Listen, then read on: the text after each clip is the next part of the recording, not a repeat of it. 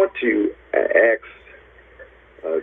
Sister Gail Allen if she will read portions of the obituary or program for Deaconess Dutton, which we funeralized on this past Friday.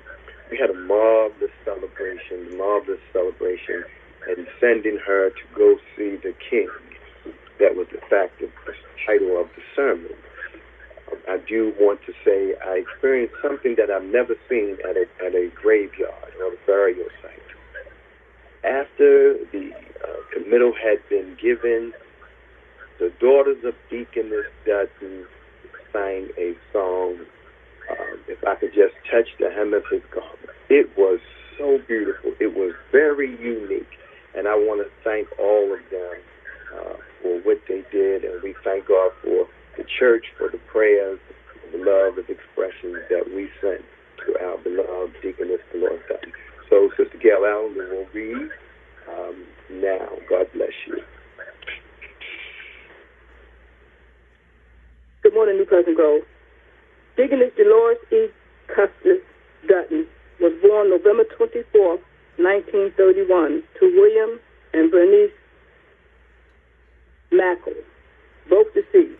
She left this earthly home for her heavenly home on August 13, 2020. A native of Baltimore City, she was educated in the Baltimore City public schools. Deaconess Dutton was a teacher's assistant at Sharp Linden Hall for 40 years. She was a volunteer before they hired her. She donated curtains for the pulpit and the windows at 1517 North Gate Street. Deaconess Dutton was a charter member, a member of the Deaconess Ministry, and a member of the New Unity Choir. As a charter member, she could and would sing. Deaconess Dutton was a Sunday school teacher, and she loved what she did. She always told the primary class about the Lord and how he sent Jesus to die for all of us. Deaconess Delores Dutton and her husband, Deacon Thomas Dutton, who preceded her in death, used to clean the church until they got older. Deaconess and Deacon Dutton would change the flowers on the table by the organ for the communion service and all the church services. They would also do the windows at 3300 Elmora Avenue. She leaves to mourn in her memoirs, Yvonne L. Custis, husband Larry, Joanne Waddy, Janice Custis, James E. Custis Jr., his wife Tammy, Sharon Butcher, her husband Eddie, Adam Curtis Custis, her two sons, Michael Custis and Eric Custis, who preceded her in death, her sister Geraldine Boyer, and her two sisters, Vivian Mackle and Patricia Mackle, brother Avon Mackle, who preceded her in death, extended family, Brenda Washington, Patricia Dutton, and a host of nieces, nephews, grandchildren, great-grandchildren, and great-great-grandchildren.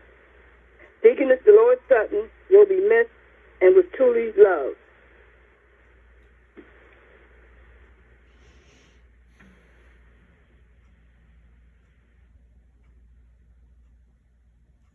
You didn't do it either. If roses grow in heaven, if roses grew in heaven, Lord, please pick a bunch for me.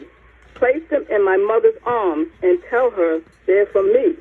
Tell her that I love and miss her, and when she turns to smile, place a kiss upon her cheek and hold her for a while. Because remembering her is easy, I do it every day. But there is an ache within my heart that will never go away. Lovingly submitted, sons and daughters. Grandma, your life was full of loving deeds, forever thoughtful of our special needs. Today and tomorrow, my whole life through, I will always love and cherish you. There was a magic in Grandma's touch and sunshine in her smile. There was love in everything she did to make our lives worthwhile. We found both hope and courage just by looking in her eyes. Her laughter was a source of joy, her words warm and wise. There was a kindness and compassion found in her, embraced and shining down from heaven. Alone, we see the glow of Grandma's face. Lovingly submitted, grandchildren, great-grandchildren, and great-great-grandchildren. I have one more to read.